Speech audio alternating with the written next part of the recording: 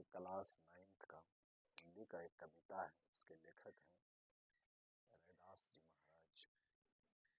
इस कविता में रैदास जी महाराज भक्त और भगवान के बीच तुलना करते हैं। कहते हैं कि हे ईश्वर, मैं आपके नाम लाखों बार ले चुका हूँ, आपके नाम का रट लग चुका है। अब मैं भुलाने के बाद भी नहीं भुला सकता हूँ। मैं आपके नामों को कैसे भूल सकता हूँ, क्योंकि आपके नाम का रट लग चुका है। इसलिए यहाँ लिखा गया है कि अब कैसे छूटे राम नाम रट लागे। रैदास जी महाराज कहते हैं कि हे परमात्मा, हे ईश्वर, आपके नाम स्मरण का रट मेरी जुबान पर लग गया है, लग चुका है। मैं भुलाने से भी नहीं भूल सकता हूँ आपको, है ना। आपके नाम को मैं भुला नहीं सकता हूँ। इस पंक्ति का भाव यही था कि अब कैसे छूटे राम नाम रट लागे। इसका मतलब यही हुआ कि आपके नाम स्मरण का मेरे मुख पर रट लग चुका है, मैं भूल करके भी नहीं भुला सकता। नेक्स्ट पंक्ति में क्या कहता है कि प्रभु जी तुम चंदन हम पानी। देखो, ईश्वर भगवान यानी भक्त के बीच जो संबंध होता है, उस संबंध को रैदास जी महाराज बताते हुए कहते हैं कि हे ईश्वर, आप चंदन के समान, आप चंदन के समान हैं और हम पानी के समान हैं। रैदास जी महाराज कहते हैं कि हे ईश्वर, आप चंदन के समान हैं और मैं पानी के समान हूँ। जिस प्रकार से चंदन दुनिया की किसी वस्तु में मिल जाता है ना, थोड़ा सा भी, तो उसमें चंदन का सुगंध आ जाता है। उसी प्रकार से कभी कहता है, रैदास जी महाराज कहते हैं कि हे परमात्मा, हे ईश्वर, आप चंदन के समान हैं और मैं पानी के समान हूँ। चंदन अगर थोड़ा सा भी पानी में घुल जाता है तो वो पानी भी खुशबूदार हो जाता है, महक उठता है। वो पानी भी चंदन की खुशबू से महक जाता है। तो कभी कहते हैं कि हे ईश्वर, है ना, आप चंदन के समान हैं और मैं पानी हूँ, मैं आपकी भक्ति को पा करके महक उठा हूँ। जिस प्रकार से चंदन की सुगंध दुनिया की किसी वस्तु में मिल जाने के बाद वो वस्तु चंदन के समान, चंदन की खुशबू से महक जाता है, उसी प्रकार मैं भी आपकी भक्ति को पा करके मैं महक उठा हूँ। उसके बाद कहता है, जाकी अंग अंग वास समाने।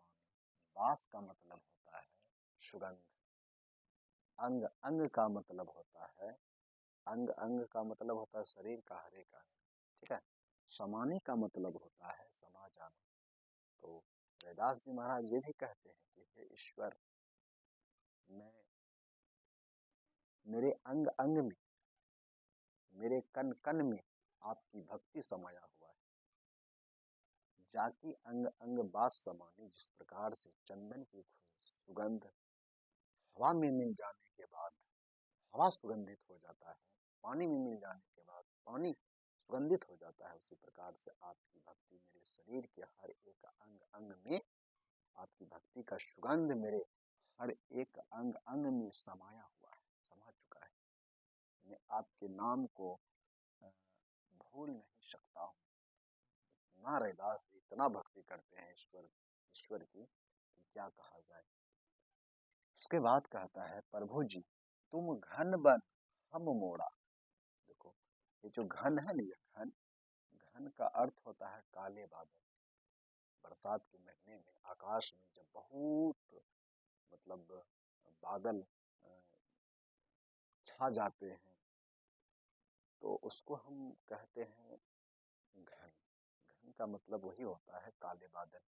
तो रैदास जी महाराज कहते हैं, ईश्वर, आप काले बादल के समान। वन हम मोड़ा, वन मतलब होता है जंगल, वन मतलब होता है जंगल। रैदास जी महाराज कहते हैं, ईश्वर, आप काले बादल के समान हैं और मैं वन के मोड़ हूँ, और मैं वन के मोड़ के समान। जिस प्रकार से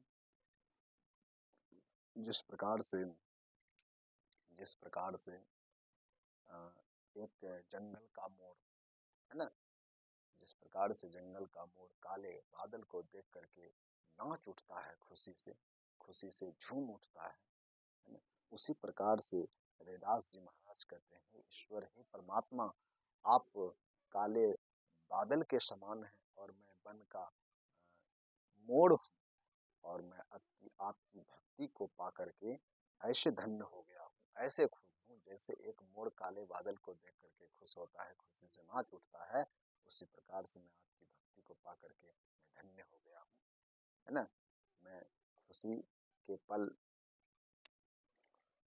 ऐसा इजहार करते हैं, कौन, रैदास जी महाराज अपने इष्ट देव से।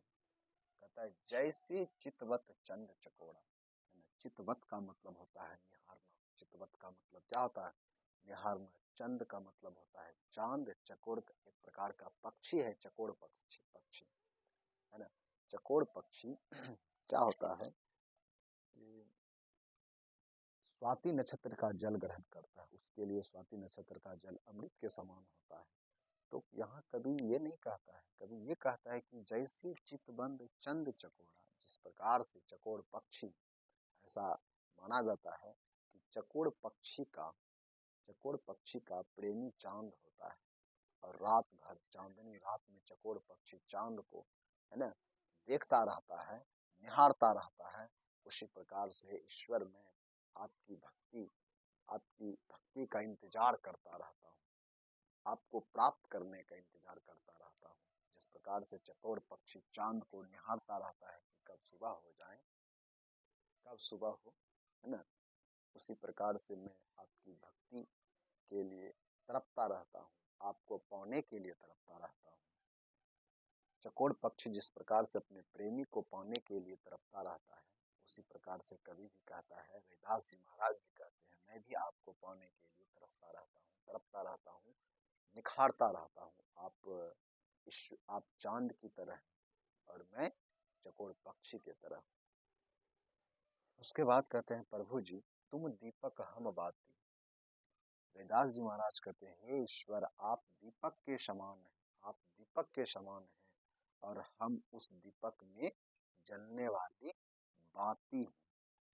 रैदास जी अपने को बाती कहते हैं और ईश्वर को दीपक के समान बताते हैं, कहते हैं कि हे प्रभु जी तुम दीपक हम बाती, जाकी ज्योति बड़े दिन राती। हे ईश्वर आप दीपक के समान है और मैं बाती के समान हूँ। एक मिनट लाइन आया कि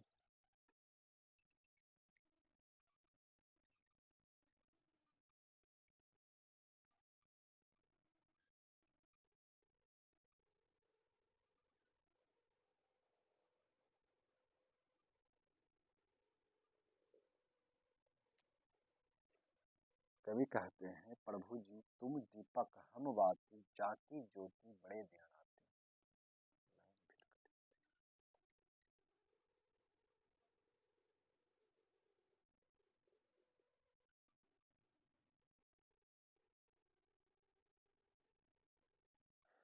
प्रभु जी तुम दीपक हम बाती, जाकी ज्योति बड़े दिन राती।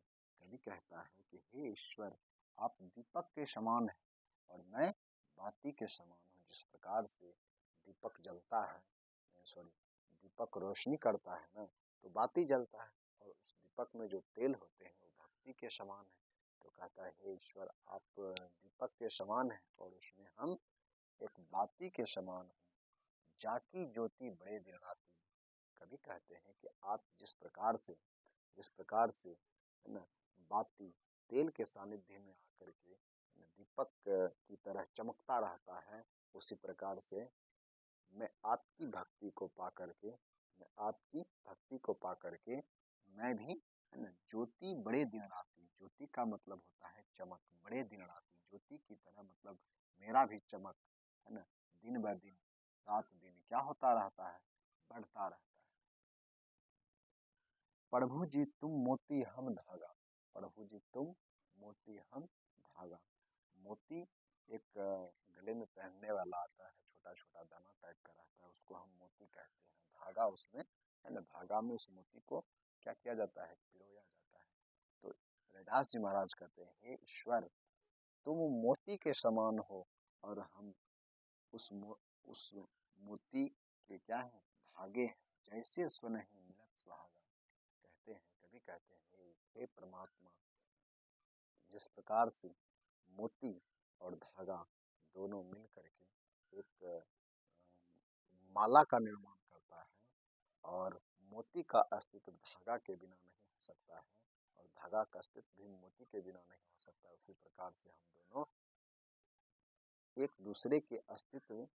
हम दोनों का अस्तित्व एक दूसरे के बिना नहीं हो सकता है। अर्थात भक्त कहता है अपने भगवान से कि मेरे अस्तित्व के बिना आपका अस्तित्व भी नहीं है, और आपके अस्तित्व के बिना मेरा भी अस्तित्व नहीं है। अगर भक्त ही नहीं रहेगा तो भगवान कैसे कहलाएगा, अगर भगवान ही नहीं रहेगा तो भक्त कैसे कहलाएगा।